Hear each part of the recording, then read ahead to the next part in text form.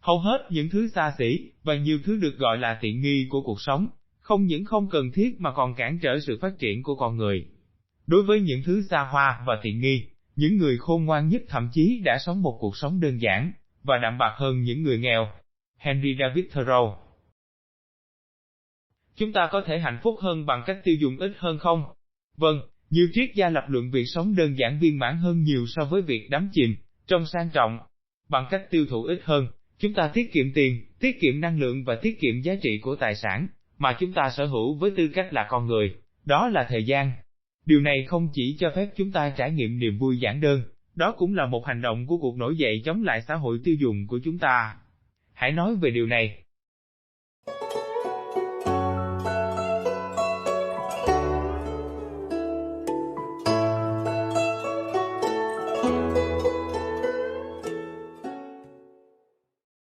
Chúng ta mua những thứ chúng ta không thực sự cần, nó tước đi những nguồn lực khó kiếm được, và thậm chí mắc nợ chỉ để làm giàu cho một số ít người giàu có.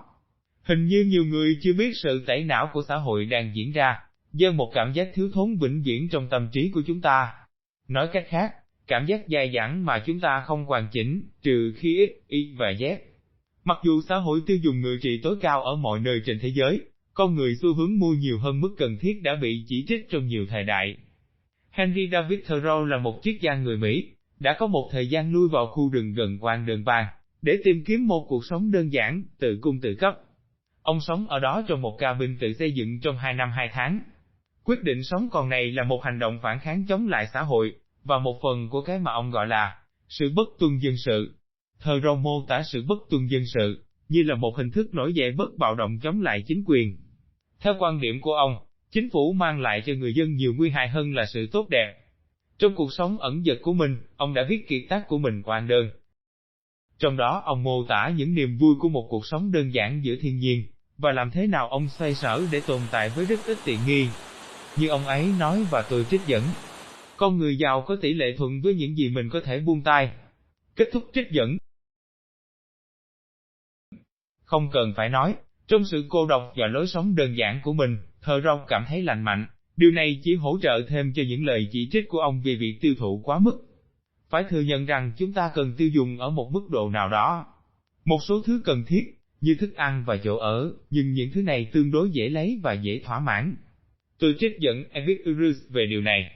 Bản chất ham muốn giàu có thì hạn chế và dễ dàng có được, nhưng những mơ mộng hão huyền về sự giàu có thì vô cùng vô tận. Kết thúc trích dẫn. Vậy điều gì thúc đẩy mọi người làm thêm giờ với những công việc họ không thích, để có thể mua nhiều hơn những gì họ không thực sự cần? Chà, hầu hết mọi người đều dễ bị ảnh hưởng bởi môi trường của họ. Xu hướng, thời trang, tên của một chàng trai nổi tiếng trên đồ lót của họ. Mặc dù chúng ta không cần những thứ đó, các công ty liên tục thành công trong việc thuyết phục chúng ta với câu nói nếu không thì. Chúng ta có thể cảm thấy hoàn toàn hài lòng trong một khoảnh khắc, nhưng lại trải qua cảm giác thiếu thốn trong lần tiếp theo, vì nhiều tiếng nói cho chúng ta biết rằng chúng ta cần cái này và cái kia, chỉ để phù hợp với phần còn lại của nhóm hay cộng đồng nào đó. Hoặc thậm chí tệ hơn, chỉ để mọi người không coi thường chúng ta và phớt lờ chúng ta. Tôi trích dẫn nhà triết học khắc kỷ Seneca. Đây là một điều ngờ nghệch thú vị của cuộc sống, khi người khác mượn ta thứ gì, dù là rẻ nhất, họ ghi nhớ khoản nợ của họ. Vậy mà không ai đếm xỉa gì đến việc họ đã sử dụng thời gian của ta, thứ duy nhất mà ngay cả người cẩn thận có uy tín nhất cũng không thể trả lại. Kết thúc trích dẫn. Thời gian là tài sản quý giá nhất của chúng ta, và nó cạn kiệt khi chúng ta nói chuyện. Chúng ta có thể đổi thời gian lấy tiền, nhưng chúng ta không thể đổi tiền lấy thời gian. Tuy nhiên, chúng ta lãng phí cuộc sống của chúng ta trong việc theo đuổi theo kịp với John Yeats. Keep up with your John Yeats. Thành ngữ là thấy hàng xóm có gì mới liền mua theo, đua đòi vì sợ mình không bằng bạn bằng bè định nghĩa từ Merriam-Webster. Cụm từ này nghĩa đen là cố cho bằng nhà John. Hay như nhân vật chính Tyler của Fight Club The nói, làm những công việc mà chúng ta ghét để chúng ta có thể mua thứ rác rưởi mà chúng ta không cần. Hậu quả là những thứ bạn sở hữu cuối cùng lại sở hữu bạn. Nó trở thành một gánh nặng, một cái gì đó khiến chúng ta tốn kém hơn những gì nó mang lại cho chúng ta. Vậy, nó mang lại cho chúng ta những gì? địa vị, sự tôn trọng, khen ngợi, niềm vui ngắn hạn. Những điều này hoàn toàn nằm ngoài tầm kiểm soát của chúng ta và không cần thiết để trải nghiệm sự mãn nguyện. Bây giờ, những tiếng nói bảo chúng ta tiêu thụ, không phải thực sự là vấn đề. Đây là những lực lượng bên ngoài không nằm trong tầm kiểm soát của chúng ta. Vấn đề nằm ở chỗ chúng ta cho phép mình bị thao túng. Gốc rễ của sự yếu kém này nằm ở sự sợ hãi. Alan Jebotiton mô tả một hiện tượng xã hội hiện đại được gọi là tình trạng lo lắng. Và tôi trích dẫn. Sự căng thẳng liên tục hoặc sợ bị coi là không thành công của xã hội về mặt vật chất. Kết thúc trích dẫn. Vì vậy, giải pháp là gì? Trước hết, tôi muốn nói, ít quan tâm đến những gì người khác nghĩ. Những người bạn chấp nhận bạn chỉ vì địa vị, và thành công vật chất của bạn không thực sự là bạn, không có lợi ích gì khi gây ấn tượng với những người mà bạn thậm chí không biết, chỉ để gây ấn tượng với họ. Có phải mọi người đang chế giễu chúng ta vì chúng ta không đo lường theo định nghĩa của họ về thành công? Chà, đó là việc của họ, không phải của chúng ta. Một khi chúng ta chấp nhận rằng, thành tích của chúng ta không phụ thuộc vào thành công vật chất, chúng ta có thể thực sự tận hưởng sự phong phú của một cuộc sống đơn giản. Như Lão Tử, tác giả của Đạo Đức Kinh đã viết, tri túc giả phú, người biết đủ là người giàu có.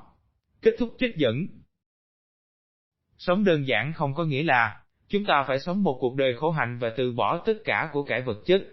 Ngoài những nhu yếu phẩm cơ bản thì một trong những điều hữu ích cho chúng ta là khả năng phân biệt sự cần thiết và xa xỉ, để chúng ta có thể ngăn mình trở thành tù nhân của tài sản của mình.